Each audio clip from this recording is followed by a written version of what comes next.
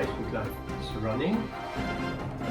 Paul, before we get into the subject matter, could you just quickly, briefly introduce yourself, your background and what you do?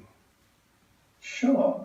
So I'm Paul Dawson. I have a Twitter account, at Paul E. Dawson, and I share news about climate change, and I make videos about climate change or about people who are doing something together with climate change. And occasionally I host Twitter chats with different institutions who are working on climate change to share sort of their information and to sort of have a bit of Q&A going. Paul, the first question comes to my mind. How do you manage tweeting so many nice videos and stories, and the content is absolutely top-notch? I can completely identify with that content, and I find myself retweeting almost every single thing what you put out there. Thank you. That's very kind. I really appreciate it. I do put quite a lot of thought into what I share, and I try to. I'm not a scientist myself. I'm a concerned citizen. I read about climate change. Clearly, I think it's a big problem, and I think we need to do more to talk about it. So I like to try and make the experts who are featured in the stories do the talking. So frequently I will feature a quote from an expert who's mentioned in the story, which I think really brings out sort of the essence of the story in the tweet. Very occasionally you'll see a personal comment from me, but that's pretty rare. I mean, I occasionally, maybe 1 in 20 tweets, I'll have a personal comment if something's particularly vexing me at that point in time about the story, or I feel particularly flummoxed by what's being raised. But then I also, I work in, my background is doing finance for NGOs. So I'm quite analytical about how I go about things. So one of the things I do is I look at the analytics behind Twitter a lot, and I look at what seems to resonate for my audience. What do people engage with? And I try to produce more of that. I do make some exceptions. I do share some stuff which doesn't perform particularly well, and I know it won't perform particularly well, but I just think it's very, very important. And sometimes, you can't let analytics drive all your decisions. You need to also be a human as well and show a little bit of heart. Then fairly recently, I guess in the last 6 to 9 months, I've started making videos. I'm new to this, so I've been doing interviews with people over Zoom, recording the interviews, and then mixing those into a video, including images and videos, which will help sort of bring out the story of the person who I'm interviewing. And I'm trying to interview a mixture of people. Ideally, I want it to be about people who are doing something to solve climate change. So even if that's when I say solving climate change, I'm thinking about the entire sort of remit of solving climate change. You know, you've got the solutions, you've got people working on coming up with new technology which is going to help fix the problem, help reduce emissions. Then you've got people doing research who are doing the thinking, doing the experiments behind the scenes, if you like, working out what's going to work, what's not going to work, what do the numbers mean, etc. And then you've got the people who are, I guess, the practitioners, if you like. So they're people who are doing a project on the ground. Maybe they're working. One of the people I interviewed was a former colleague of mine, Mariama. She runs a project called Smiling Through Light.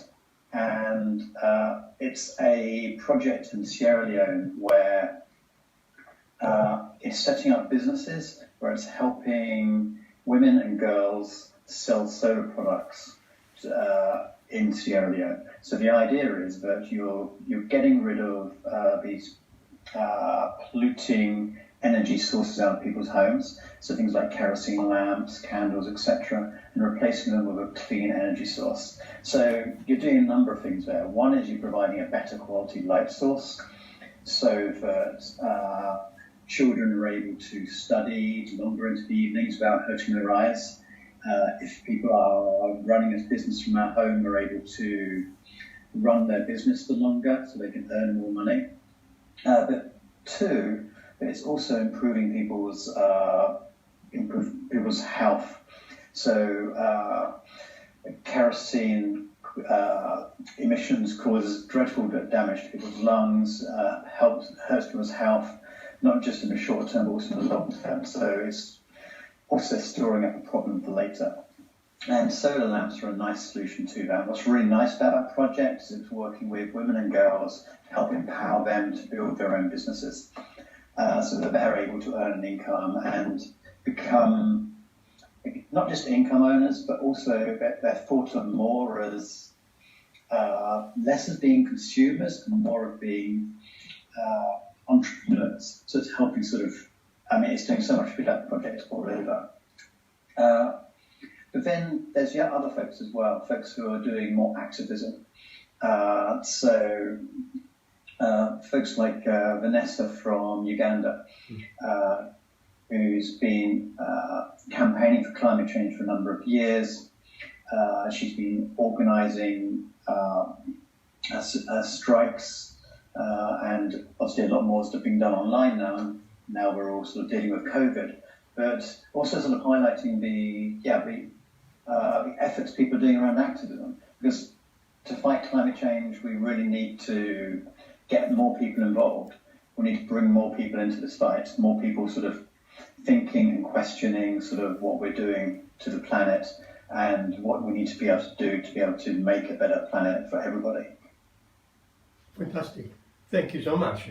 Now, a question is in my mind. How did you and when did you get into that? Where did your journey start? It obviously has not been always like that. No, I mean, I've been doing, I suppose I first got interested in climate change probably around 20 years ago. I became a little bit obsessed with how the CO2 levels were going up every year. And back at that time, it seemed a bit more abstract. You could see that they were accelerating. Each decade, the rate of increase was getting faster than the decade before. But 20 years ago, it seemed to be that we were going to run out of fossil fuels before climate change was going to be a serious problem, to me anyway. You had a point when oil prices were going sky high. They went up to sort of over $140 a barrel. I think they may have even peaked at close to 200. And it kind of seemed like, okay, this is going to really drive changes in technology, improve energy efficiency, sort of speed up development to getting rid of fossil fuels, decommissioning coal power plants throughout the world, decommissioning oil, investing in sort of clean electric production, and also investing in electrifying the transport system. But then in the US and Canada predominantly, where shale oil and gas started to be developed, and in Canada the tar sands started to become developed, everything kind of changed at that point, because it seemed like actually there wasn't going to be a simple economic solution to this. Some tougher choices had to be made. Countries had to decide to make a transition before it was necessarily economic to do so, to be able to force other countries to wean themselves off of oil and gas, because actually there would be an economic cost at that point. And then I was kind of thinking, what could I do about it? And Twitter's always kind of fascinated me, because it's not the biggest social media network in the world. It's a fraction of the size of Facebook. Maybe it's 1/8 or 1/10 of the size. However, it has more world leaders on there. It has more policymakers. It has more journalists than any other social media network. It's faster moving. It's a one-to-many network as opposed to a one-to-few network like Facebook. And what that means is that anyone can see your messages, and you can see anybody else's pretty much. And so you can start having discussions with people who are very different from yourself. And that's one of the few tools we have to be able to change people's minds, to be able to talk to people who don't necessarily agree with with us. So around 3.5 years ago, I just started tweeting, sharing news, and then started building a network. And then I guess I became a little bit obsessed with how to do it better, how to improve, how to get message travel further over time. And it just led me to experiment more and more, and I guess learn an awful lot about the Twitter algorithm as a consequence, and how to work with the algorithm to make things go further. And here we are now. So I'd like to say a lot has changed in that time.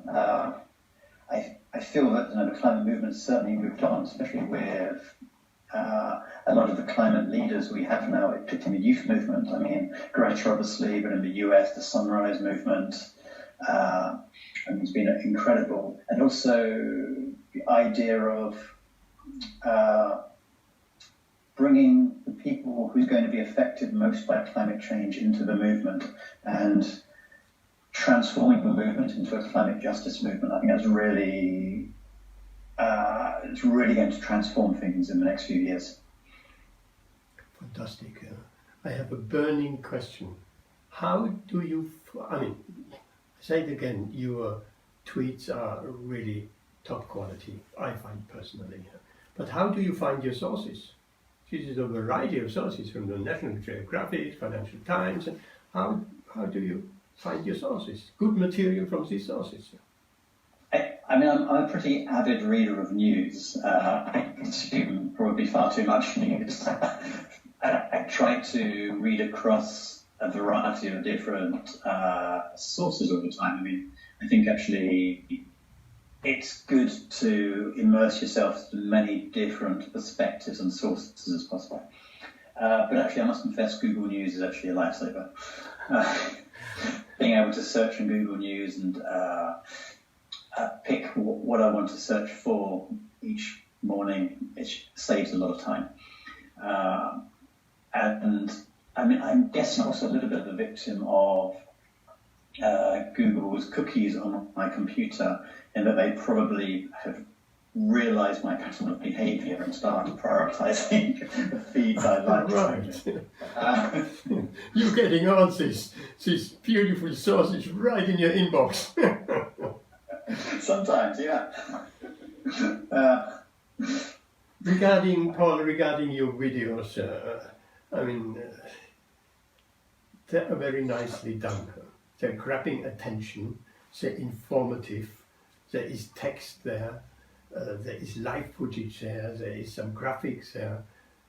How did you work that out? That is not, that comes from a development, isn't it? I guess I've experimented a bit. I've also, editing isn't my strong point, so I've tried to make things as easy as possible for myself. So my aim is to become better at doing videos over the next sort of 12 to 24 months. At the moment, I'm using software which helps me to make the videos a lot. It's a piece of software called Magisto, I think it's called. And basically it's designed to make the video editing process as easy as possible. So I've broken the process down. So I do the interview over Zoom, or actually over Zoom normally because it has a very good recording function. But then obviously before the video you do some preparation about the person you're going to interview, find out a little bit about them, work out sort of rough list of questions, which you may or may not follow once you start speaking with them. Then do the video interview. I then use a free online tool called, I think it's called Online Video Cutter, basically to break the video into little chunks, Twitter has a limit of 2 minutes 20 per video. You want to keep it fairly short. I mean, the shorter the video, generally speaking, the more people will watch it all the way through.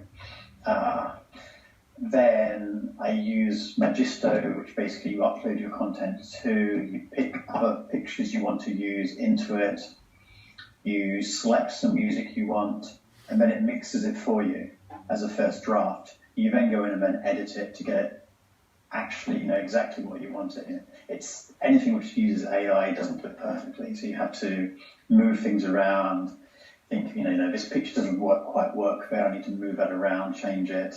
I need to, slow the transitions a bit, that kind of thing.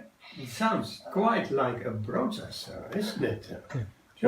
What's really interesting, Paul, is training quite a lot of students and speaking to lots of people about social media usage and stuff, and particularly something with climate change, for example, and climate activists.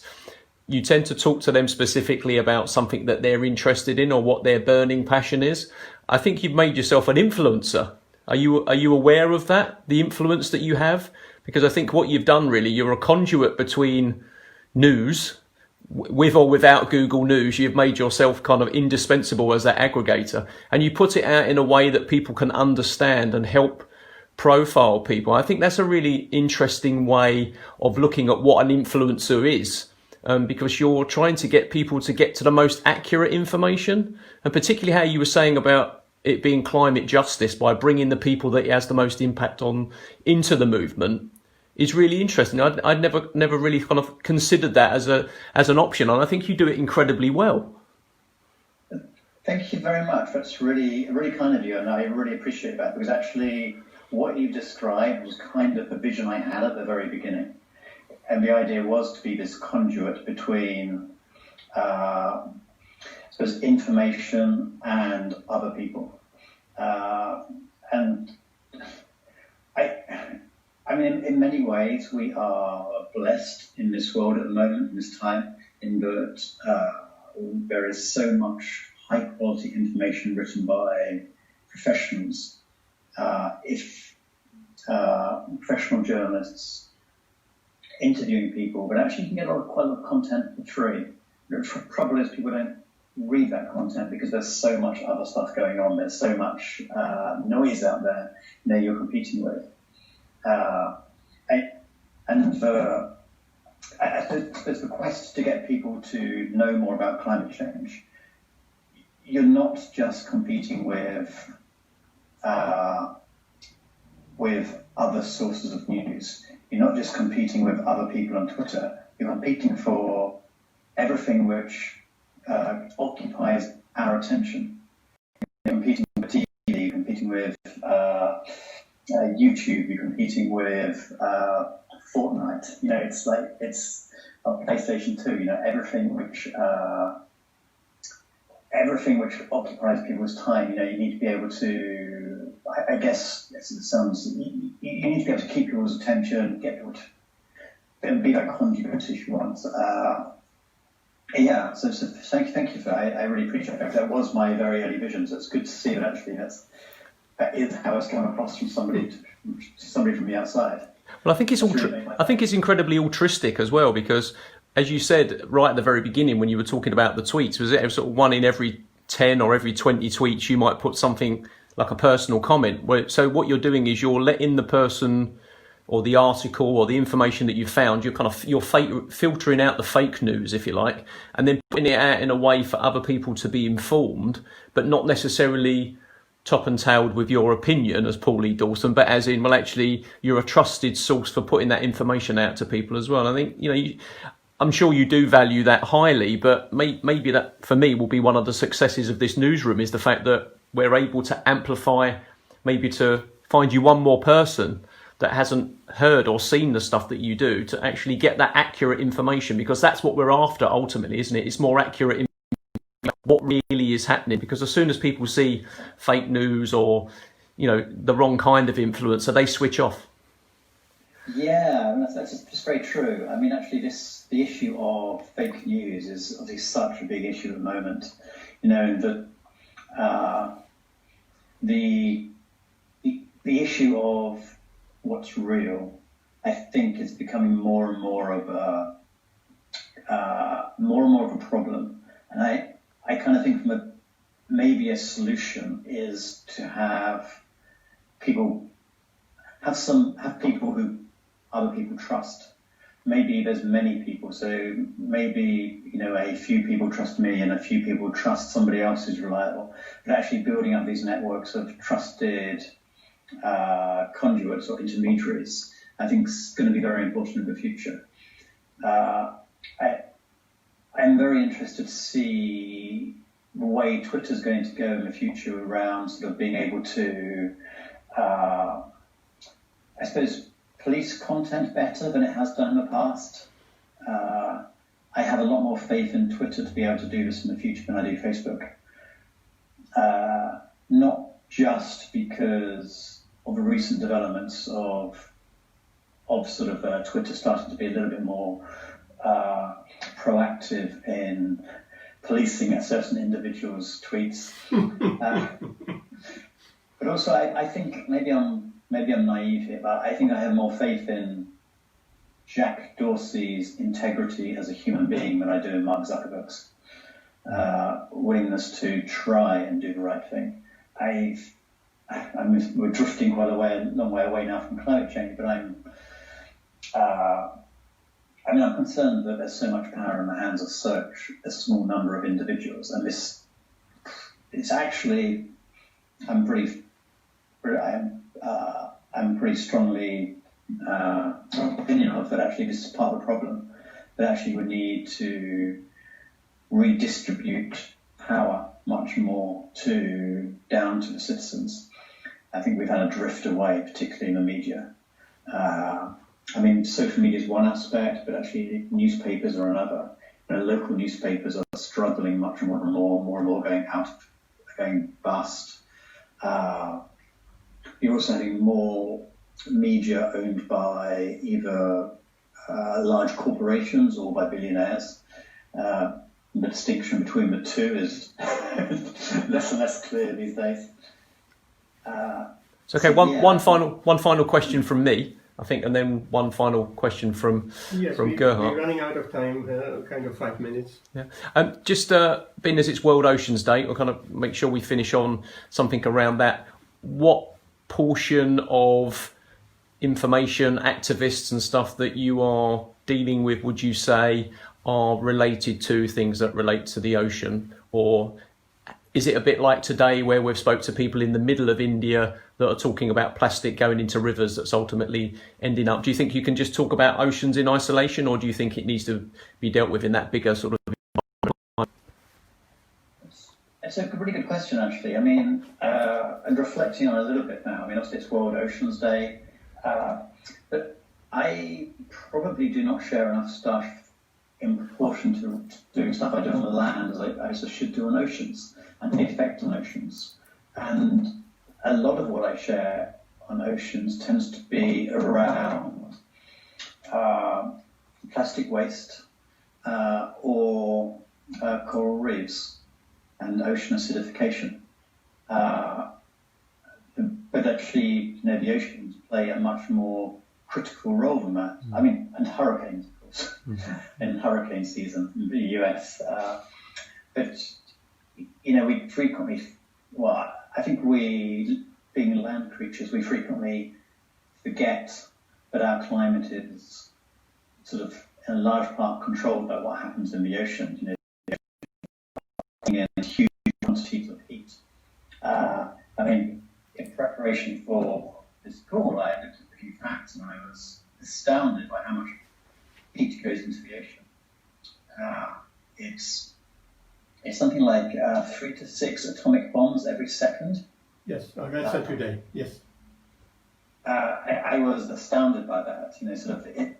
through the entire 150 years of industrialization, it's an average of 1 atomic bomb every second, which just shows you the acceleration, which is, we've gone from 0 to somewhere between 3 and 6 atomic bombs a second. And the other thing, which I live on the coast, which I'm very fortunate to do so, and as I walk up and down the beach, I frequently see plastic on the beach and getting washed up.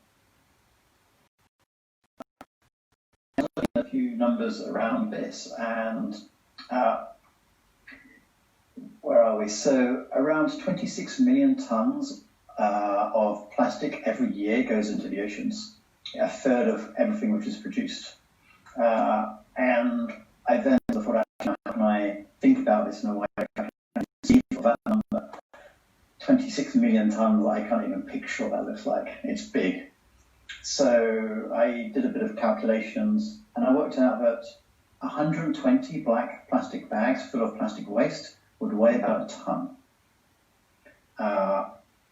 So the amount of plastic waste going into the ocean is about 98 black bags full of rubbish every second of every day of the year ends up in the ocean. And it ends up somewhere. It gets slowly broken down, gets ingested by animals, goes back into the food system. It gets pushed by the tides and the winds to congregate in certain areas of the ocean, and just ends up being a big mess, which that is absolutely fantastic. We have to cut you short here. I wish we could have talked another half an hour at least, and hopefully in the future we'll be in touch again. Thank you so much for engaging here, and it was absolutely wonderful to speak with you. It's my pleasure, Thank you so much for inviting me. I really appreciate it. And please be in touch. Good luck. Thank you. Thanks, Paul. Bye-bye. Take care. Bye-bye.